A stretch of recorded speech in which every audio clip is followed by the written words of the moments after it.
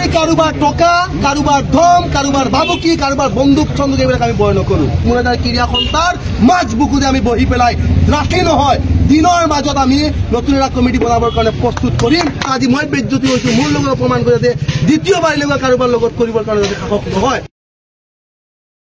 আজি আমি যিখিনি প্ৰশ্ন উত্থাপন কৰিছোঁ ইয়াত কোনো কাৰো ব্যক্তিগত কোনো স্বাৰ্থ নাই। আজি কোনোবা সভাপতি সম্পাদক আমাৰ মুঠতে কথাটো হ'ল সংবিধান যিহেতু স্পৰ্টছৰ হৈছে এই সংবিধান মতে স্পৰ্টছৰ কমিটিটো হ'ব লাগে।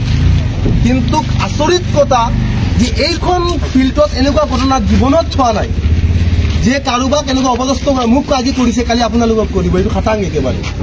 গতিকে এনেকুৱা ধৰণৰ যাতে পৰম্পৰা যাতে এই মুৰাদাৰৰ ফিল্ডত যাতে নহয় তাৰ বাবে আমি সকলো সচেতন হ'ব লাগিব। ইয়াৰ বাবে আমি আগতীয়া ব্যৱস্থা ল'ব লাগিব। সেইকাৰণে আমি এটা সিদ্ধান্ত গ্ৰহণ কৰিবলৈ গৈ আছোঁ। আমি যদি ন্যায় যদি আমি প্ৰশাসনৰ ফালৰ পৰা যদি নাপাওঁ, পূজাৰী ক্ৰীড়া সন্থাৰ ফালৰ পৰা যদি আমি নাপাওঁ, মুৰব্বীসকলকতো আৰু নাই, মুৰব্বীসকলৰ সন্মুখতে চিনেমাখন হৈছে, গতিকে ইয়াত আৰু মুৰব্বীসকলক কৈ লাভেই নাই।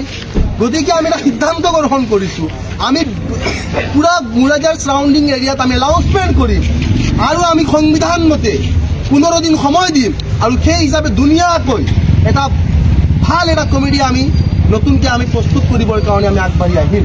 গতিকে এই ক্ষেত্ৰত আপোনালোক যদি আমাৰ লগত থাকে তেতিয়াহ'লে আমি কাৰোবাৰ টকা, কাৰোবাৰ ধম, কাৰোবাৰ বাবুকি, কাৰোবাৰ বন্দুক ছন্দুক এইবিলাক আমি বয় নকৰোঁ।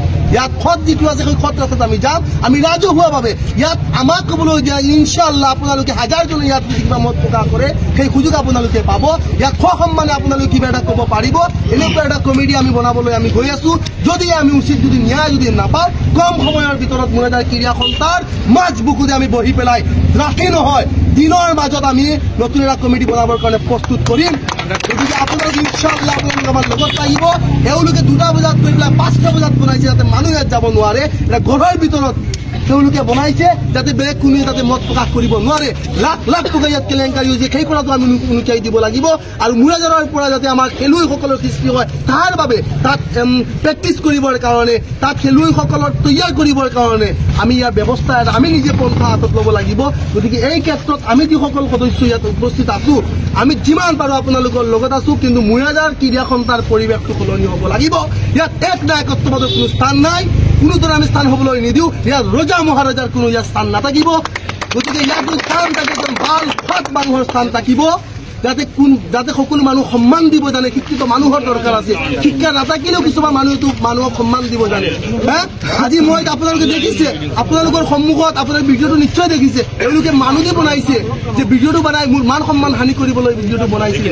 মই কি জোৰ জবৰদস্তি কৰিছিলোঁ নেকি? ধুনীয়াকৈ জাষ্ট মই কৈছিলোঁ যে মোক 2টা কথা ক'বৰ কাৰণে মোক সুযোগ দিয়ক। প্ৰথমতে মই মুৰব্বীসকলক কৈছোঁ, মুৰব্বীসকল নহয় আমি নাজানো এইবিলাক। সেই সময়ত মই সম্পাদক সভাপতি আছিলে চুহেল আহমদ ডাঙৰীয়া, তেখেতক কৈছোঁ আপুনি মোক 2টা কথা কোৱাৰ কাৰণে সুযোগ দিয়ক। নাই নহ'ব, এনেকুৱা লাগিছে মই গৃহমন্ত্ৰী। গতিকে যদিও গৃহমন্ত্ৰী হওঁ তেতিয়াহ'লেতো সেই ব্যৱস্থাটো লওক। আৰু এই ৰাজতন্ত্ৰ যিটো চলাই আছে তেখেতে এই ৰাজতন্ত্ৰটো বন্ধ হ'ব লাগিব। ইয়াত সমাজতন্ত্ৰৰ ওপৰত আমি বিশ্বাস কৰোঁ, সমাজে যিটো ক'ব সেইটোৱে। গতিকে ৰাইজসকলৰ লগত থাকিব বুলি আশা ৰাখিলোঁ। সকলোকে ধন্যবাদ জনাইছোঁ যে ইতিমধ্যে ছ'চিয়েল মিডিয়াত যিটো হাৰত আপোনালোকে সঁহাৰি জনাইছে, তেওঁলোকে যিখিনি ব্যৱহাৰ কৰিছিলে ইয়াৰ প্ৰতিফলন যিটো আপোনালোকে দিছে, ইয়াৰ প্ৰত্যুত্তৰ যিটো দিছে, আপোনালোকক শতবাৰ মই ধন্যবাদ জনাইছোঁ। আমি ভাবিছিলোঁ যে এই সমাজত বেছি টকাৰ কাৰণে মুখ বন্ধ কৰি ৰাখিব, কিন্তু সঁচা অৰ্থত প্ৰতিজন মানুহে এটা এটাকৈ আনচাৰ দিছে, ইমান ধুনীয়া ধুনীয়া কমেণ্ট কৰিছে।